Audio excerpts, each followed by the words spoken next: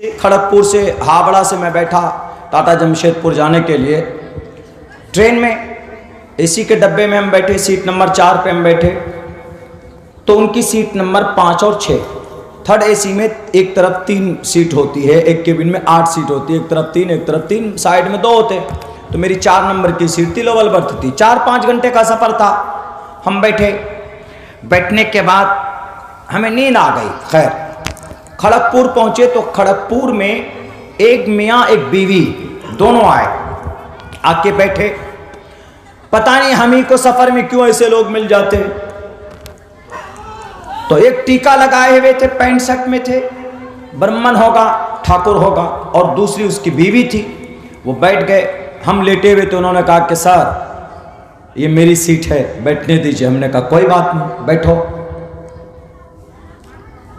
तो मेरा पैर उनको टच किया, ऐसे करके लगा, तो वह हंस के बोलता, हंस के। उसकी एक आदत बहुत अच्छी थी, कोई भी बात बोल रहा था ना, वो गुस्से वाली भी बात हंस के बोल रहा था, हंस के, गुस्से वाली भी बात। तो मुझे गुस्सा नहीं आ रहा था क्योंकि हंस के बोल रहा था। खंदा पेशानी जिसको बोलते हैं, किसी से मिल रहे हैं तो हंस के बात कर रहे हैं, तो हंस कर बोलता था कि सर आपका पैर लग रहा है मेरे पैंट में, थोड़ा उधर कीजिए ना पैर। मैंने कर लिया जी। मैं थोड़ा तिरछा होके बैठा था तो सही होके बैठ गया। चलो शायद दिक्कत होगी इनको, कुछ लोग होते हैं सफर में अगर थोड़ा बदन टच करे ना, सर थोड़ा इधर होके बैठिए ना, ऐसे लोग बहुत होते हैं, छुआछूत वाले जो होते हैं, छुआछूत। तो उसके बाद 5-10 मिनट के बाद मेरा पैर, मेरी जूती उसके बैग को टच किया, बैग को, जो बैग नीचे रखा हुआ था उनका। तो बोला सर आपकी जूती मेरे बैग को टच कर रहा है। तो मुझे बहुत ज़्यादा गुस्सा आया। मैंने कहा ऐसा है, अगर आपको इतना ही टचिंग प्रॉब्लम है, अब बार बार बोल रहे हैं कि आपका पैर लग रहा है, आपका जूता लग रहा है, तो आप ऐसा कीजिए ना, एक पूरा डब्बा ही बुक कर लेते हैं, पूरा कोच, पूरा डब्बा बुक कर लेते हैं, अकेले खूब टांग फैला के जाते हैं।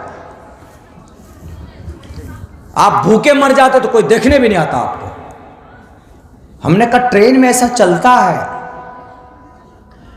तो खैर बोला नहीं थोड़ी सी एडजस्ट कर लीजिए ना। हमने कहा ठीक है एडजस्ट कर लेते हैं जी। फिर भी ठीक होके बैठ गए जी। चलो आधे घंटे के बाद फिर वही, सर ये बैग आपका थोड़ा इधर है, इधर कर लीजिए। पता नहीं क्या प्रॉब्लम थी उनको। मैं इसी हैत में था, अपनी टोपी दाढ़ी में ही रहते हैं, ब्लेजर वगैरह पहन के हम सफर में रहते हैं, शेरवानी तो पहनते नहीं। तो उन्होंने, मैं समझ गया, मैंने कहा थोड़ा इलाज करना जरूरी है इसका। पूरे 1-1.5 घंटा हो गया, परेशान हो गया मैं उससे। हमने कहा कि अब कोई बात नहीं। अच्छा वहां और जो सामने जो 2 लड़के थे वो स्टूडेंट थे, उनको भी प्रॉब्लम हो रही थी, उन दोनों लड़कों की। ये कौन आदमी आके बैठ गया जो बार बार बोल रहा है यहां टच हो रहा है, वहां लग रहा है, वहां लग रहा है। हमने कहा कि ये मर्द है क्या औरत है? टचिंग प्रॉब्लम तो औरत को बोलती, डोंट टच मी। औरत को टच नहीं कर सकता कोई जेंट्स, गैर महरम। तो ये उसकी बीवी भी बैठी हुई है साथ में। तो मैंने कहा कि इसका इलाज करना जरूरी है। मैंने उनको कहा, मैं समझता हूं सर, पता आपको क्या प्रॉब्लम है? आप शायद ब्राह्मण हैं। बोला हाँ मैं ब्राह्मण हूं, बिल्कुल। हमने कहा तो ठीक है, ब्राह्मण है तो आपको ऐसा लग रहा है कि मैं शूद्र हूं, मैं मलेच्छ हूं। मलेच्छ भाषा कीर्ता तैन वैद वाक्य प्राण मुखा। तो हमने कहा कि मैं मलेच्छ लग रहा हूं। मलेच्छ मतलब नापाक के भी आते, मलेच्छ मतलब सबसे पुराना आदमी के भी आते हैं। मलीच, मैंने कहा कि मैं मलीच लग रहा हूं ना आपको, नापाक लग रहा हूं इसीलिए, क्योंकि दाढ़ी है, टोपी है, मौलाना साहब दिख रहा हूं, और फिर आप ब्राह्मण हुए, ब्राह्मण ब्राह्मण सगहातमण, बड़े ब्राह्मण है। तो हमने कहा, वो हंसने लगे, बोला नहीं ऐसी कोई प्रॉब्लम नहीं है, लेकिन फिर भी अलग अलग रहना चाहिए आदमी को। हमने कहा कि नहीं मैं जानता हूं ये आप नहीं बोल रहे हैं, आपके अंदर जो नफरत भरा गया है ना वो बोल रहा है। तो उन्होंने कहा कि नहीं मौलाना ऐसा कुछ नहीं, आप जो समझ रहे। मैंने कहा इसका भी इलाज किया, इस नफरत का इलाज वेद व्यास जी ने 7872 साल पहले किया। उठाओ, पुराण के अंदर कहा गया शूद्रो ब्रह्मण तामिति ब्रह्मण चैति शूद्रताम क्षेत्रीय याति वितरत्वम विघाद्वीच्यम तथे चचा सैक एवात्रपति परजानाम कथम पुनर्जात कीर्ता पर भेदा। मैंने पूरा मंत्र पढ़ा उसके सामने, तो पता है वो ऐसे बैठा था, ऐसे मुझे देख रहा है ऐसे। 30 सेकंड के लिए उसका गला टेढ़ा हो गया। वो सोचने लगा भाई ये मौलाना क्या बम फोड़ दिया है।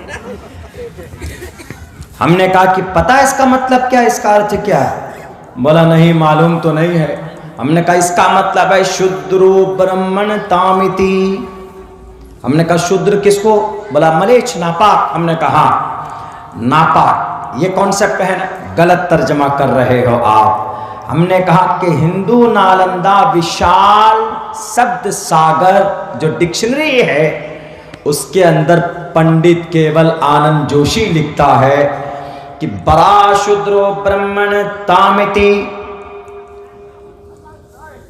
ईश्वर किसी को नापाक नहीं पैदा करता, अल्लाह किसी को नापाक नहीं बनाता, लेकिन हां ऊंचे नीचे बिरादरी में जरूर पैदा करता है। जैसे बंगाल में तो पता नहीं, हमारे उत्तर प्रदेश में जाएंगे तो ज्यादा चलता है, क्या ये चौधरी है, ये सैयद है, ये पठान है, ये रांगड़ है, ये फला है, मैं चौधरी हूं, मैं सैयद, मैं कुरैशी, ज्यादा चलता है वहां पर इस तरह।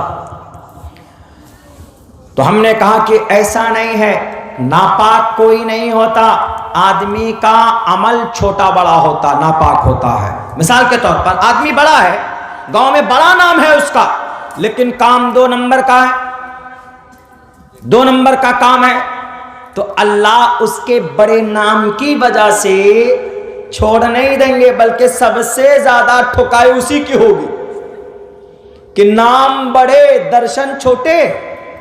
बड़ा नाम काम गंदा 2 नंबर का, बड़ा नाम है सूद खाते हो, इतना बड़ा नाम है शराब पीते हो, इतना बड़ा नाम है अब जिना करते हो, इतना बड़ा नाम है तुम्हारा पूरे समाज में झूठ बोलते हो।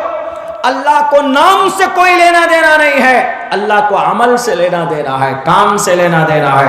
हमने कहा इसी को मंत्र में कहा गया शूद्रो ब्रह्मण तामिति ब्रह्मण चेति शूद्रताम क्षेत्रीयो याति वितरत्वम विगाद्वीच्यम तथेच्च सैक एवात्रपति परजानाम कथम पुनर्जति कीर्ता पर भेदा।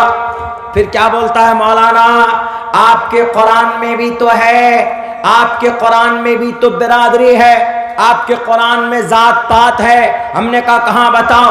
बोला हमने सुना है कि आपके कुरान में अल्लाह ने अलग अलग कबीले बना दिए हैं, अलग अलग जात बिरादरी बना दिया है। हमने कहा ऐसा नहीं है, अल्लाह ने कुरान करीम के अंदर इंसानों को पैदा करने के बाद यूं कहा वजअलनाकुम शुऊबन व क़बाइल, हमने तुम्हारे अलग अलग शोबे बनाए, व क़बाइल और अलग अलग कबीले बनाए। क्यों? किस लिए? गर्व करने के लिए नहीं, फख्र करने के लिए नहीं, बल्कि वह क़बाइल लितारफू, पहचानने के लिए, इंट्रोडक्शन के लिए कि भाई ये कौन से बरादरी के लोग हैं, कि भाई ये सैयद बरादरी के लोग हैं, ये कौन से बरादरी के लोग हैं, भाई ये इंसारी बरादरी के लोग हैं, ये कौन से बरादरी के लोग हैं, ये शेख बरादरी के लोग हैं, ये कौन से बरादरी के लोग हैं, ये पठान बरादरी के लोग हैं, ये कौन से बरादरी के लोग हैं, ये खान बरादरी के लोग हैं। लेकिन सिर्फ बरादरी की बुनियाद पर, खान पठान सैयद और अंसारी की बुनियाद पर अल्लाह के नजर में कोई मुकर्रम महबूब हो सकता है क्या? नहीं। अल्लाह ने दूसरी जगह पर वाज़े लफ्जों में किया है वजअलनाकुम शुऊबन व क़बाइल लितारफू, तारुफ के लिए, पहचान के लिए अल्लाह ने अलग अलग कबीले बनाए, फख्र के लिए नहीं। इन्ना अक्रमकुम इंदल्लाहि अत्काकुम, अल्लाह के नजदीक तुम्हारी इज्जत, अल्लाह के नजदीक तुम्हारा मकाम, तुम्हारा तकवा तय करेगा। अगर तुम्हारा अमल अच्छा है तो अल्लाह तुमको महबूब बनाएगा। सिर्फ नाम की बुनियाद पर कोई जन्नत नहीं जाता। ख्वाजा अबू तालिब कौन थे? अल्लाह के नबी के चचा थे। 42 साल तक जनाब मोहम्मद रसूलुल्लाह के कंधे से कंधा मिलाकर नबी पाक अलैहिस्सलाम की मदद की थी। लेकिन जब मरने का वक्त आता है, मरने का वक्त आता है तो अल्लाह के नबी अलैहिस्सलाम कोशिश करते हैं कि चचा आप एक मर्तबा कलिमा पढ़ लीजिए, आपने मेरी मदद की है, आप हर मौके पर मेरे साथ रहे हैं, लेकिन अगर आप एक मर्तबा कलिमा पढ़ लोगे तो हम आपको जन्नत में ले जाने के जिम्मेदार है, गारंटी मैं देता हूं। लेकिन अल्लाह के तरफ से कुरान करीम की आयत नाजिल होती है कि मोहम्मद तुम किसी को हिदायत नहीं दे सकते, इन्नका ला तहदी मन अहबब्त वलाकिन्नल्लाह यहदी मन यशा। अल्लाह हिदायत का मालिक है, अल्लाह जिसको चाहे उसको हिदायत देगा। तुम्हारा चचा जरूर है, लेकिन हिदायत इसको देना तुम्हारी जिम्मेदारी नहीं है।